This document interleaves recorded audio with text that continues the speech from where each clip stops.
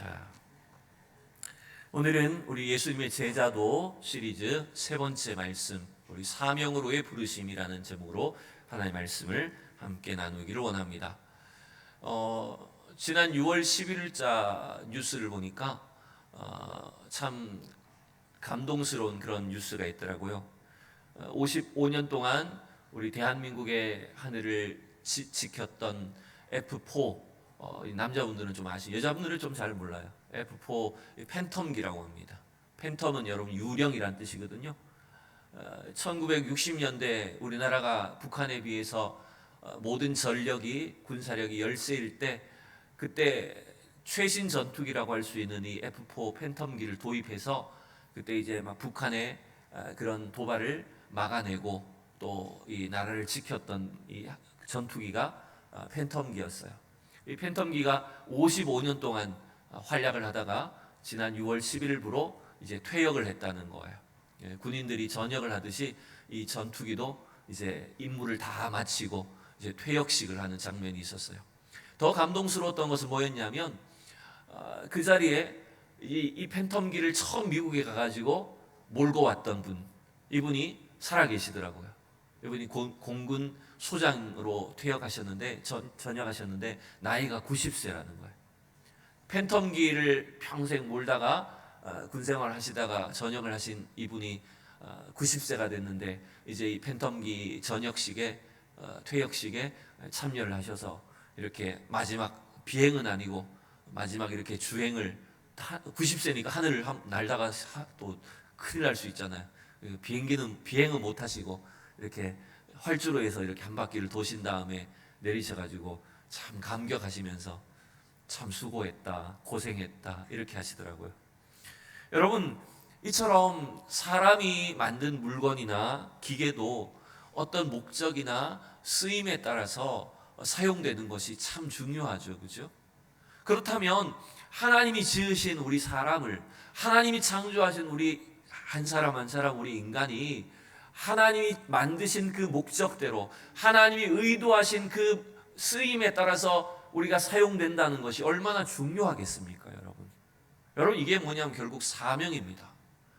하나님이 저와 여러분을 창조하시고 하나님의 자녀들로 구원하신 것은 하나님의 사명을 우리에게 주셨기 때문이라는 걸 여러분 믿으셔야 됩니다.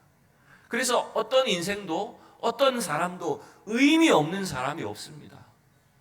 우리가 스스로를 봤을 때는 나의 외모도 나의 형편도 참 부족하고 나는 아무것도 할 수 없는 사람인 것 같고 내가 왜 이 세상에 살아야 될지 인생의 의미를 몰라서 방황을 하게 될 수도 있습니다만은, 그러나 하나님의 눈으로 하나님의 시각으로 보면 그 사람도 다 목적이 있어서 하나님 만드신 겁니다. 하나님이 의도하신 계획이 있기 때문에 이 땅에 존재하고 있다는 것을 여러분 기억하셔야 돼요. 그게 근본적으로 하나님 우리를 택하신, 하나님 우리에게 주신 사명이라고 하는 것입니다. 여러분, 저와 여러분에게 주어진 가정, 우리의 직장, 우리의 교회도 하나님이 우리에게 주신 사명의 자리인 줄로 믿습니다. 아무 이유 없이 여기 와 있는 것이 아닙니다. 하나님의 그 목표를 이루기 위해, 사명을 감당하기 위해서 저와 여러분들이 부름받은 것이라는 것입니다. 그래서 나의 사명을 기억하고 날마다 나의 사명을 확인하면서 내 인생을 어떻게 의미 있게 살 것인가, 하나님의 부르심에 합당하게 살 것인가, 우리가 주님의 그 부르심에 반응하며 살 때에만 우리 인생이 가장 보람되고 의미 있는 삶이 될 줄로 믿습니다. 여러분, 하나님의 부르심에는 목적이 있어요. 하나님이, 여러분 제가 생각했을 때 일단 두 가지의 부르심이 있는 것 같아요. 그게 뭐냐면 첫 번째는요, 구원으로의 부르심이 있습니다. 어떤 부르심이 있다고요? 구원으로 우리를 불러주신 거예요. 굳이 하나님이 우리를 예수님의 복음을 듣게 하시고 그 복음을 믿게 하시지 않았습니까? 예수 그리스도를 우리가 믿게 하셨잖아요. 우리는 이스라엘 백성도 아니고 하나님의 복음과는 아무 상관이 없는 죄인들이었는데, 이러한 죄인들에게 예수님의 복음을 믿게 하셔서 우리가 하나님의 자녀 되게 하시는 거예요. 그 부르심이 뭐냐면 구원으로의 부르심인 겁니다. 여러분, 하나님은 모든 사람이 다 구원받기를 원하신다고 하셨습니다. 아무리 우리 인간이 죄악 가운데 뒹굴더라도 하나님은 그 인생이 다 주님 앞에 나와 구원받기를 원하시는 거예요. 그래서 구원으로 우리를 불러주세요. 구원의 은혜를 받은 줄로 믿습니다. 그런데 여러분, 두 번째 부르심이 있어요. 그냥 단순히 죽은 뒤에 저 천국 간다, 이 정도의 구원만을 위해서 우리를 불러주신 게 아니에요, 여러분. 하나님이 우리를 불러주신 것은 두 번째 부르심도 있습니다. 그것은 뭐냐면 오늘 말씀처럼 제자로 부르신 거예요. 뭘로 부르셨다고요? 제자로 부르셨다는 거예요. 특별한 사람만, 소수의 사람만 제자가 되는 게 아닙니다. 예수 그리스도의 이름으로 구원받은 모든 백성들, 모든 성도들을 주님은 제자로 삼기를 원하십니다. 그래서 우리에게도 동일하게 제자로 부르시는 그 제자로서의 소명, 제자로서의 사명이 우리에게 주어져 있다는 것입니다. 지난주에 우리가 함께 살펴봤죠. 제자는, 세상적으로는 제자라는 말은 배우는 사람이란 뜻입니다. 그러나 주님의 제자는, 예수님의 제자는 단순히 예수님의 가르침과 지식을 배우는 것으로 그치지 않습니다, 여러분. 우리가 예수님의 제자로 살아가야 된다는 것은 예수님을 닮아가야 되는 겁니다. 예수님처럼 살아가야 되는 겁니다. 그래서 우리의 인격이, 우리의 삶이, 우리의 전생의 자체가 그리스도를 따라가고 그리스도를 닮아가는 삶이 되어야 되는 것입니다. 그게 예수님의 제자도입니다. 이 자리로 저와 여러분을 부르셨는 줄 여러분 믿으시기 바랍니다. 그래서 나는 예수님의 제자다. 나는 누가 뭐라 그래도 예수 그리스도의 제자로 살아야 한다. 그런 사명감이 이 말씀을 통해서 저와 여러분들에게 분명히 새겨지기를 간절히 원합니다. 오늘 누가복음 5장에는 우리가 잘 아는 대로 어부였던 베드로를 중심으로 제자들을 부르신 장면이 기록되어 있습니다. 자, 그런데 여러분, 이 본문을 우리가 너무 잘 아는 본문이다 보니까 그냥 저도 이 설교를 준비하기 전에는 다른 사복음서에 나오는 마태, 마가, 누가, 요한복음이 공통적으로 예수님이 제자들을 부르신 장면이 기록되어 있는데 사복음서가 그냥 딱 똑같은 줄 알았어요. 똑같은 상황인 거라고 생각을 했어요. 근데 유독 누가만 예수님이 베드로와 어부들을 부르신 장면을 더 길게 적어 놓은 걸 볼 수 있습니다. 또 자세하게 기록해 놨죠. 그래서 이 사복음서를 비교하다 보니까 뭔가 차이점이 있다는 걸 알게 되는 거예요.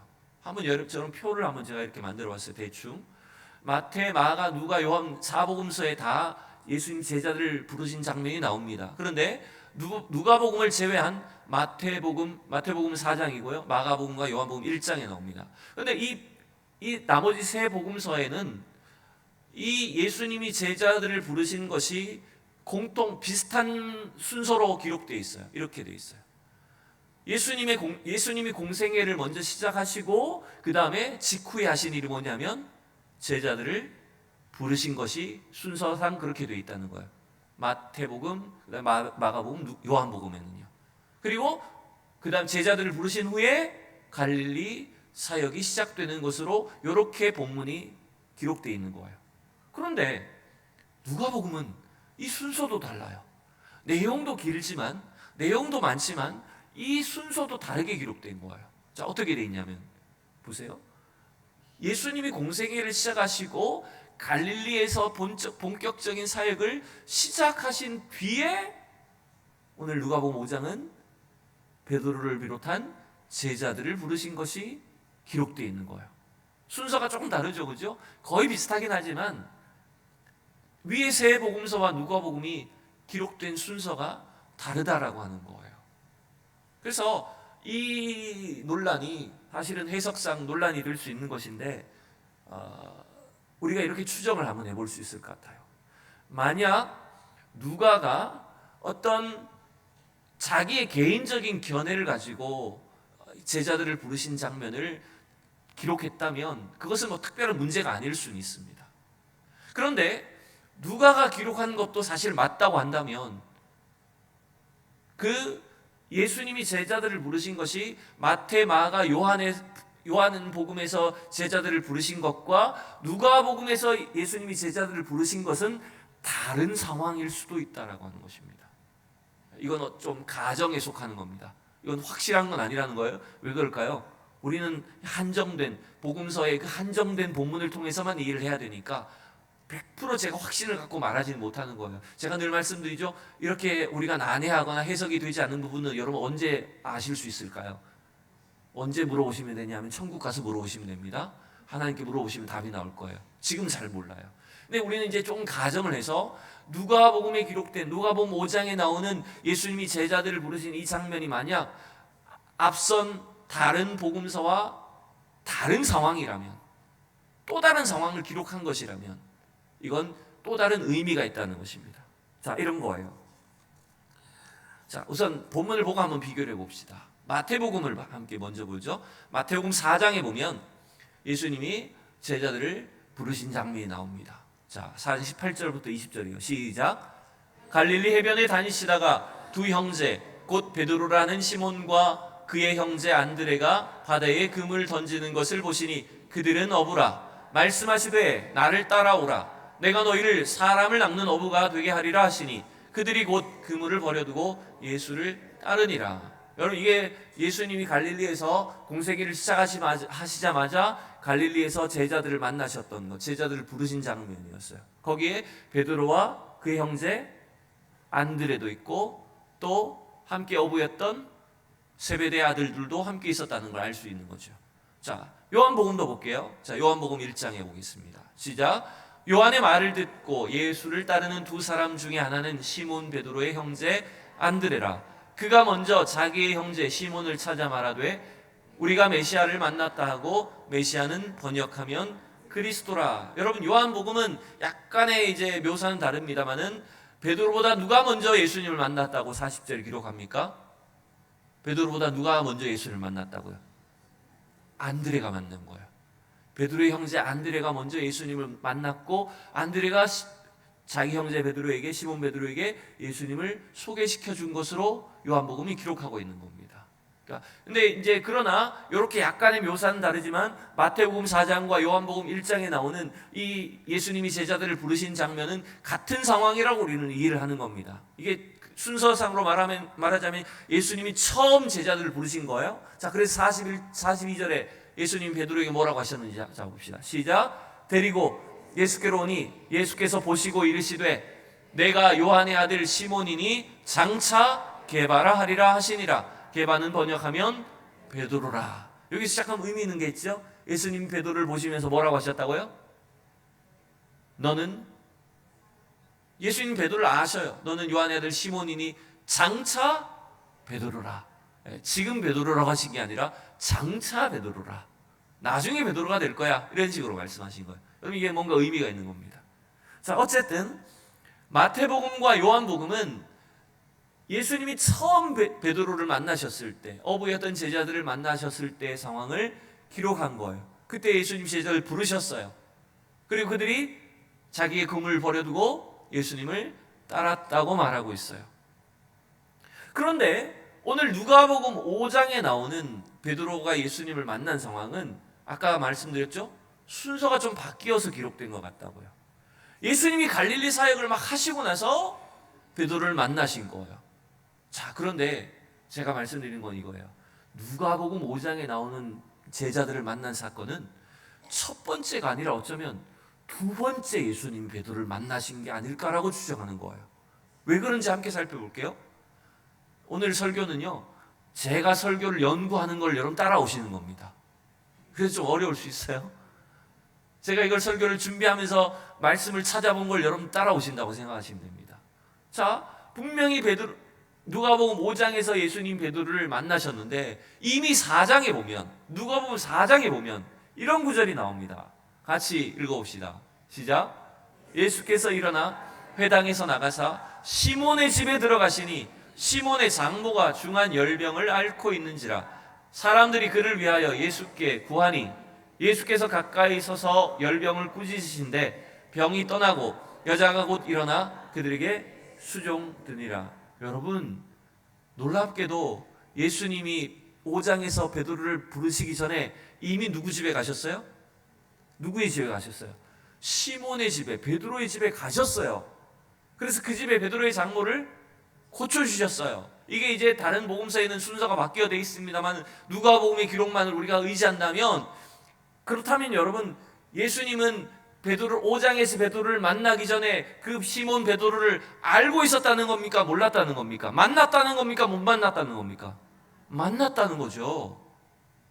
앞서서 이미 시몬의 집에 갔다니까요. 시몬을 알고 있었다니까요. 그리고 나서 5장에서 예수님이 베드로에게 찾아오신 거예요. 베드로를 부르신 거예요. 그러니 오늘 누가복음 5장에 기록되어 있는 이 베드로를 부르신 장면은 우연히 베드로를 처음 만난 것이거나 혹은 그를 처음 만나서 부르셨다라기보다는, 빈칸을 안 만들었네요. 그랬다기보다는 이미 먼저 베드로를 만나셨고 이제는 두 번째 오셔서 베드로를 부르신 것이다라고 이렇게 이해를 한다는 것입니다. 자, 누가복음 이제 5장을 보시죠. 다 같이 1절에 3절입니다. 시작. 무리가 몰려와서 하나님의 말씀을 들을새 예수는 게네사렛 호숫가에 서서 호숫가에 배 두 척이 있는 것을 보시니 어부들은 배에서 나와서 그물을 씻는지라. 예수께서 한 배에 오르시니 그 배는 시몬의 배라. 육지에서 조금 떼기를 청하시고 앉으사 배에서 무리를 가르치시니. 여러분, 이 말씀을 우리가 처음 보면 예수님이 우연히 그냥 그 해변에 있었다가 우연히 누군가의 배에 올라탔는데 그게 누구의 배였다고요? 시몬의 배였구나라고 이렇게 생각을 했는데, 그게 아니라 만약 이 장면이 예수님이 베드로를 두 번째 찾아오신 거라면 우연히 만난 것입니까? 의도적으로 만나신 것입니까? 여러분, 의도적으로 만난 겁니다. 이게 중요한 거예요. 그럼 우리가 이렇게 질문해 볼 수 있겠죠. 그러면 예수님 베드로를 부르신 것이 두 번째라면, 두 번째 그물을 치고 있던 베드로에게 찾아오셔서 그를 만나신 거라면 이렇게 질문해야 돼요. 왜 베드로는 처음에 예수님을 따르겠다고 했다, 그물을 버려두고 예수님을 따르겠다고 해서 나섰는데 왜 다시 어부가 되었을까요? 왜 다시 그물질을 하고 있을까요? 왜 그럴까요, 여러분? 왜 이렇게 됐을까요? 여러분, 한번 대답해 보세요. 제가 설교를 준비하듯이 하는 거라니까요, 지금. 왜 지금 베드로는 분명히 마태복음 4장에서 요한복음 1장에서 너는 나를 따르라고 해서 예수님을 따라갔었는데 왜 다시 그물질을 하고 있을까요? 여러분, 그건 이렇게 짐작해 볼 수 있는 거예요. 우리가 성경에서 자기 가족들이 소개된 사람들은 사실 몇 명 없는데 그 중에 하나가 베드로였어요. 아까 시몬의 집이 있었고 그 집에 누가 함께 살고 있어요? 이미 결혼도 했고 장모도 함께 살고 있다는 거예요. 그 말은 베드로가 막상 예수님을 따라 나서긴 했지만 어떤 어려움이 있습니까? 그렇죠. 실제적인 생계 어려움이 있는 거예요. 여러분, 많은 그 신학생들이 처음 은혜를 받고 신학교를 올라갈 때는 너무 막 기쁨이 넘칩니다. 감격스럽습니다. 신학교에 들어가면 매일 예배 드리고요, 시간마다 하나님 말씀을 계속 배우고 너무너무 기쁜 거예요. 그 자체로 기쁜 거예요.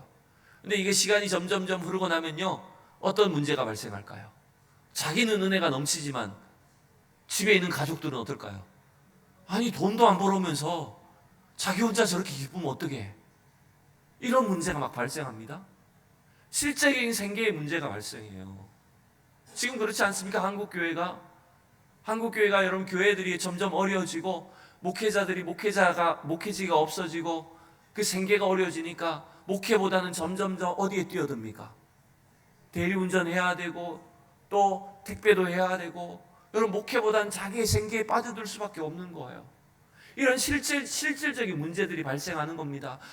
베드로도 어쩌면 똑같은 거예요. 어부로서 이들이 생계를 유지하고 살았던 사람들인데 예수님을 처음 만났을 때는 너무 기뻐서 따라 나섰지만 이제는 실제적인 문제가 있는 거예요. 생계를 책임져야 되는 거예요. 그러다 보니까 어느 순간, 언젠지 모르지만 이들이 그냥 다시 자기의 생계로, 어업으로 돌아가 버린 거예요.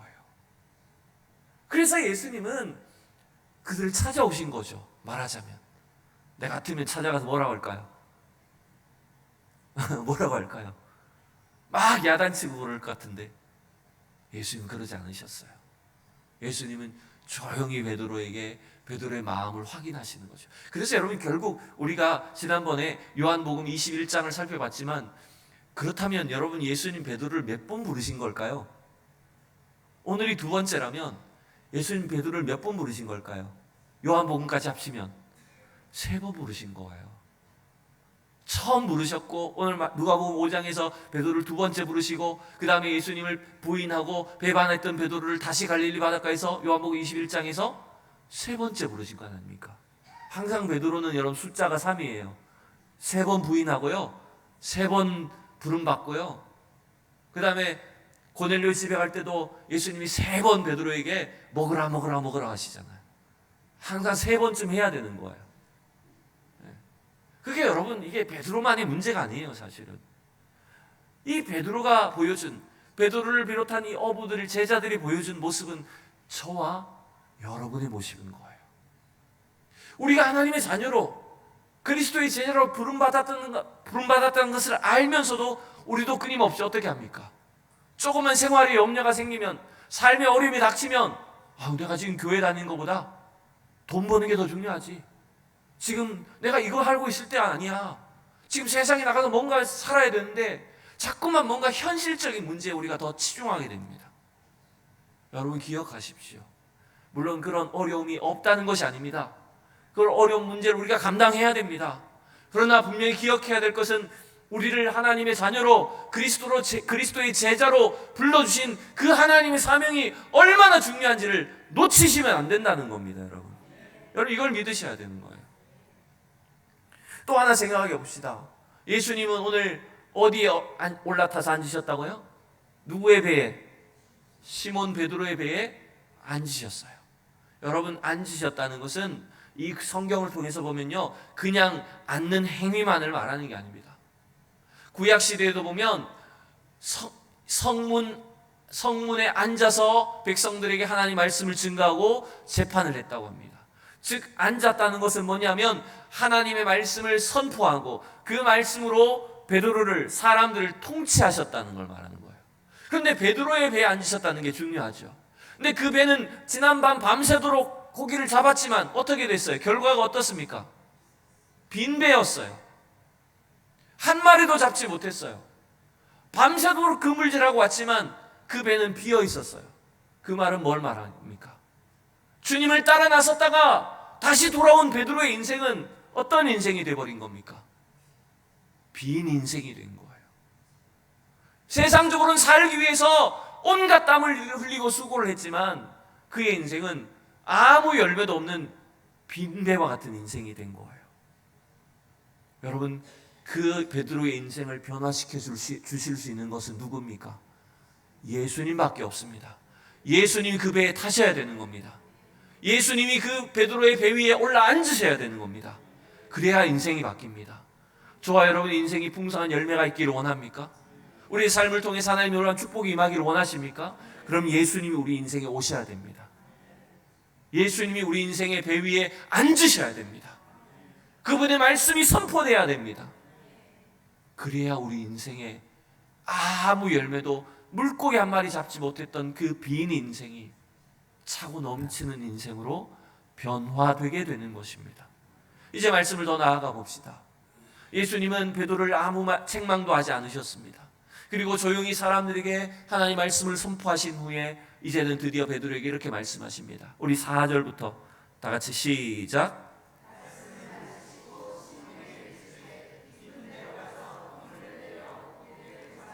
시몬이 대답하여 이르되, 선생님, 우리들이 밤이 새도록 수고하였으되 잡은 것이 없지만은 말씀에 의지하여 내가 그물을 내리리다 하고. 아멘. 제가 5절까지는, 네. 6절까지 마저 읽읍시다. 그렇게 하니 고기를 잡은 것이 심이 많아 그물이 찢어지는지라. 아멘. 자, 여러분, 지금 밤새도록 고기를 잡고 왔던 베드로와 그의 동료의 배는 물고기 한 마리도 잡지 못했습니다. 그런데 지금 그 밤새도록 고기를 잡고 지친 몸으로 이제 그물을 정리하고 있던, 그물을 씻고 있던 이 어부들에게, 베드로에게 예수님 뭐라고 말씀하셨죠? 한마디도 하지 않으시다가 무리들에게 하나님의 말씀을 전하신 뒤에 조용히 베드로에게 뭐라고 말씀하십니까? 깊은 데로 배를 몰아가자는 거예요. 지금 예수님은 육지에서 약간 떨어져서 베드로의 배 위에 앉아 계십니다. 베드로는 아마 예수님의 말씀을 곁에서 들으면서 굉장히 신경 쓰였을 거예요. 예수님을 두 번째 찾아오신 거라면 베드로가 예수님을 만난 것이 반가웠을까요? 껄끄러웠을까요? 마음이 찔렸을까요? 안 찔렸을까요? 찔리죠. 주님이 나 두 번째 오셨어. 뭐라고 하실까? 뭐라고 야단치실까? 굉장히 껄끄러운 거예요. 근데 조용히 예수님은 그 베드로의 배에서 이렇게 말씀합니다. 깊은 데로 가자. 그리고 거기서 그물을 내려서 물고기를 잡아라. 이렇게 명령하시는 거예요.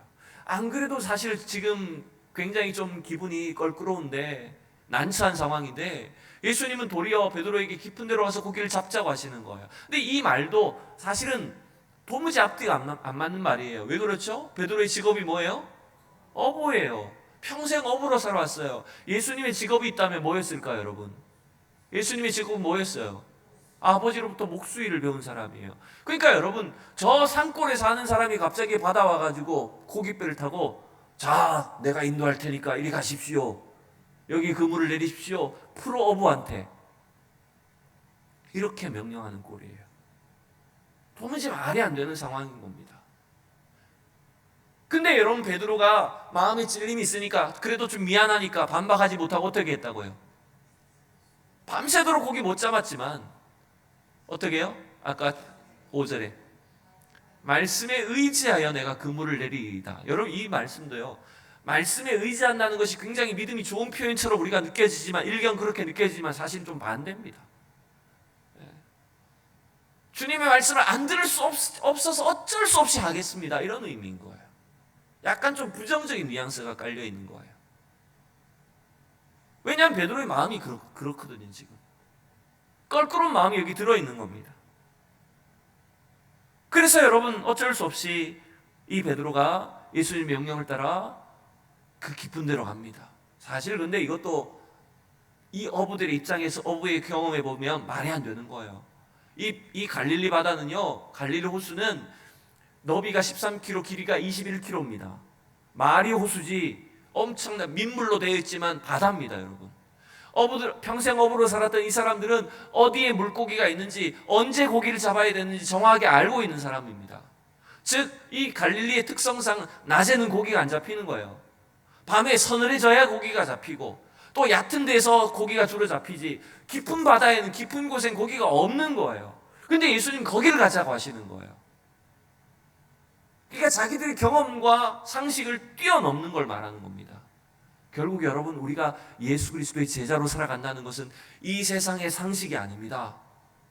인간의 이성을 따라서 행동하는 것이 아닙니다. 어쩌면 하나님은 우리에게 인간의 상식을 뛰어넘는 일을 우리에게 요구하시는 거예요. 왜 이 일을 해야 되는지, 왜 이렇게 해야 되는지 알 수 없지만 주님 우리에게 그 일을 명령하시고 그 말씀에 순종할 때, 억지로라도 순종할 때 하나님은 우리를 통해서 놀라운 열매들이, 풍성한 결실들이 나타나게 하신다는 거예요. 이 결과물들을 보자 베드로가 이제 어떻게 반응합니까? 베드로 어떻게 반응해요?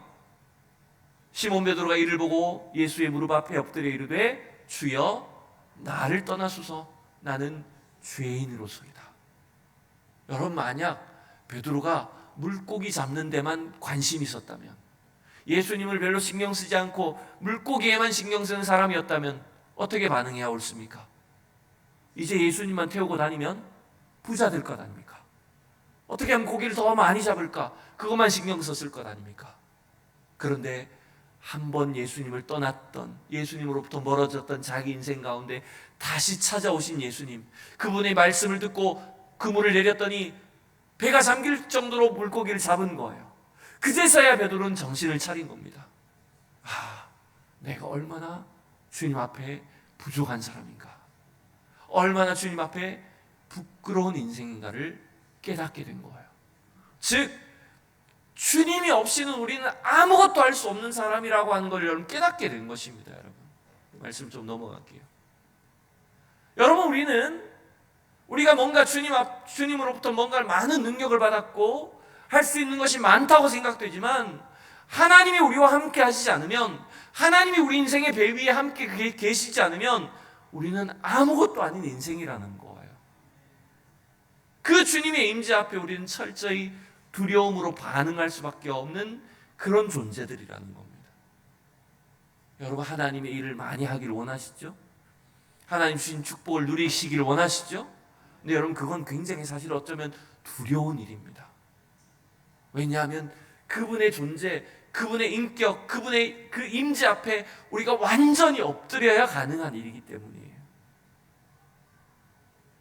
그리고 그건 우리의 능력으로 이루어지는 일이 아니라는 것입니다.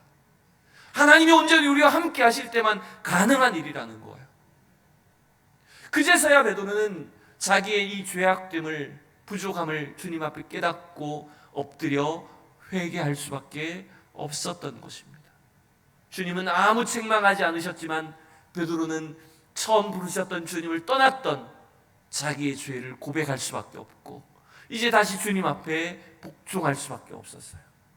여러분, 주님은 지금도 저와 여러분들을 이렇게 부르고 계십니다. 우리가 완전한 사람이어서 부르는 게 아닙니다. 우리가 대단한 완벽하게 준비되어 있어서 부르는 게 아닙니다. 우리는 날마다 넘어지고 실패합니다. 날마다 부족합니다. 지난주에 말씀드린 것처럼 어쩌면 우리는 제자가 될 자격이 없는 사람들입니다. 그런데도 주님은 어떻게 하실까요? 우리를 포기하지 않고 부르십니다. 우리를 향한 하나님의 계획을 절대로 포기하지 않으십니다. 넘어졌던 우리를 다시 일으키시고 사명을 잃어버렸던 우리에게 하나님의 사명을 다시 깨닫게 하셔서 그 주님의 사명의 길로 우리를 불러주시는 거예요. 자, 이 말씀 하나만 보고 마칩시다.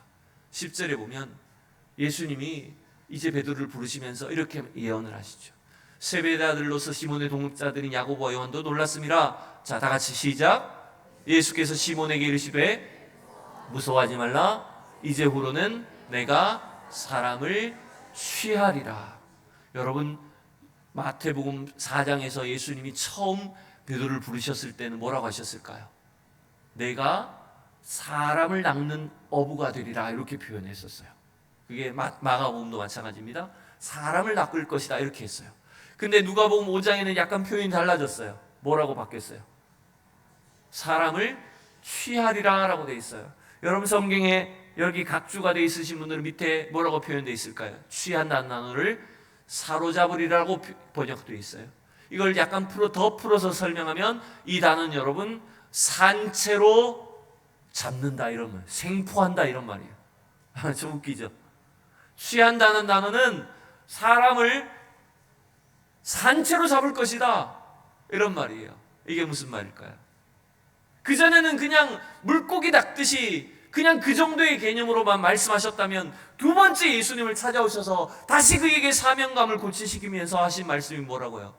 이제는 너는 사람의 생명을 그대로 얻게 될 것이다. 생명을 살리게 될 것이다. 산채로 사로잡을 것이다. 여러분, 이렇게 더 약속이 늘어나 있는 걸 여러분 볼 수가 있는 거예요. 여러분, 어쩌면 저와 여러분이 주님 앞에 서기에, 우리가 주님의 제자로 하기에 참 부족한 것이 많을지 몰라요. 그러나 이걸 기억하십시오. 하나님의 부르심에는 후회함이 없습니다. 하나님 절대로 우리를 포기하지 않으십니다. 하나님 우리를 붙잡으시기만 하면 얼마든지 사용하실 수 있는 줄로 믿습니다. 여러분, 중요한 것은 뭡니까? 누구에게 붙잡히느냐가 중요한 것입니다. 사람에게 붙잡히는 자가 되어서는 안 됩니다.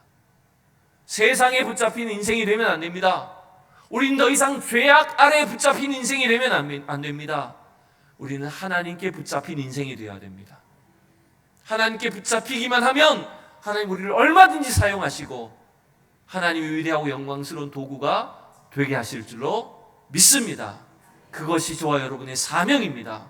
이 제자의 사명을 우리가 확신하고 담대하게 제자로서, 주님의 제자로 이 땅을 살아가는 저와 여러분이 될 수 있기를 축원합니다.